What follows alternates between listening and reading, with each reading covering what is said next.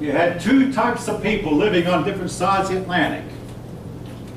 Inevitably, they were going to meet. And when they met, human nature being what it is, the one side was going to be swallowed up. And folk, we can say that the Indians were done dirty. They were treating each other worse than the white man treated them. If anyone wants to comment, you're welcome to. Now, one of the biggest discussions I had occurred back in 2003 when we discussed whether or not the Indians were done dirty. You know, we don't come to conclusion in these discussions, but it just, I mean, hey, you had a whole bunch of land, fertile land just sitting here. To tell the Europeans they should have stayed home, folk, is just going against human nature. If you had lived in Europe at the time, if you would not have come to the New World, your cousins would have, or your brother or sister would have. It was inevitable Europeans would have come in here by the tens of thousands, and the Indians were no match. All right, moving on. South America. The main things that we remember about South America were the Incas. Now, we now know, and I didn't learn this when I was a kid, we now know that there was a civilization at Caral, the Moshi. They had civilizations, but the main one, though, that the Europeans encountered the Inca, and I jumped over to page 175. The Inca lived in what is today Peru, but they extended on south of Peru into what is today Ecuador, well, actually what is today Chile, and maybe a little bit of Bolivia, but largely in Peru. And they were the Indians who were the Europeans encountered. They were conquered. Now, folk, when Pizarro conquered the Incas, the Inca chieftain said, hey, if you'll release me, I can fill this room I'm in up as high as I can reach in gold. Well, the Inca chieftain was a tall man. The room was the size of a classroom. So if you can imagine, he said, I can fill it up as high as I can reach with gold halfway.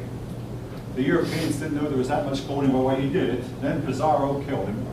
Pizarro was later paid for it, but he was killed himself by one of his own men.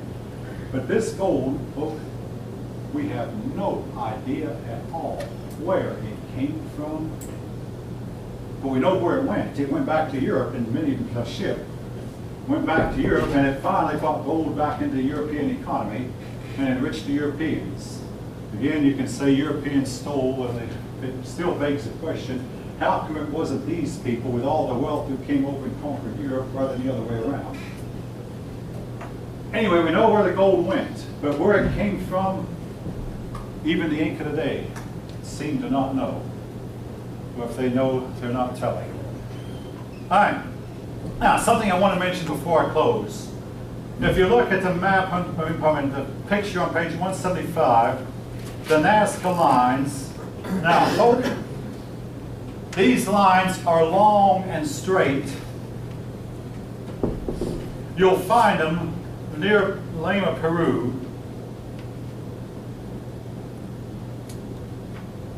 And again, your authors even mentioned that some people believe that they were used to be a landing field for aliens from outer space.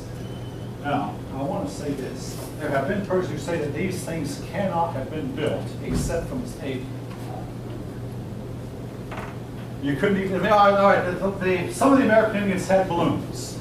But you might think, hey, wouldn't these balloons have been wonderful? They could have transported around. No, they only used the balloons to load the dead bodies in, to where the winds would carry the dead bodies out the Pacific and the dead bodies would bury the Pacific.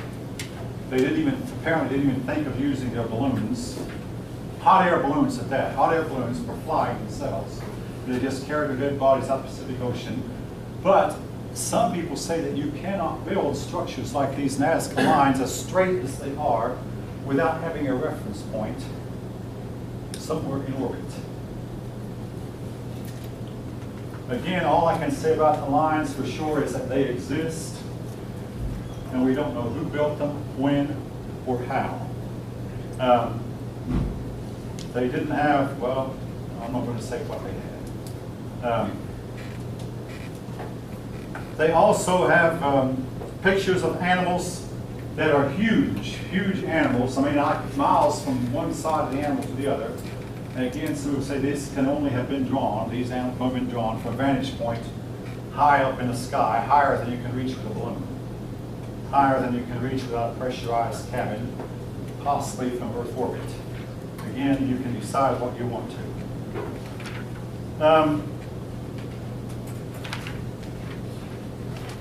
The Inca tended to live high in the Andes Mountains, and your book shows a picture of that on page 178. The city there is abandoned, but part of the reason for living that high up is it would protect them from their enemies, or so they thought. But folk, their enemies found a way to climb the steeps,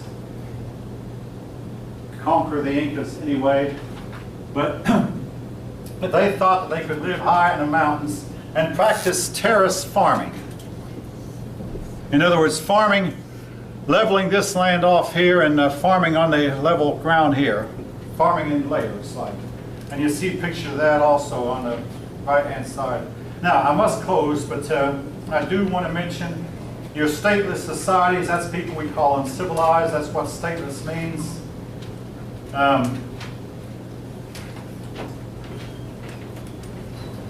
Now, I told you I'd mention this. I want to mention the Arawak. I'm looking to page 180.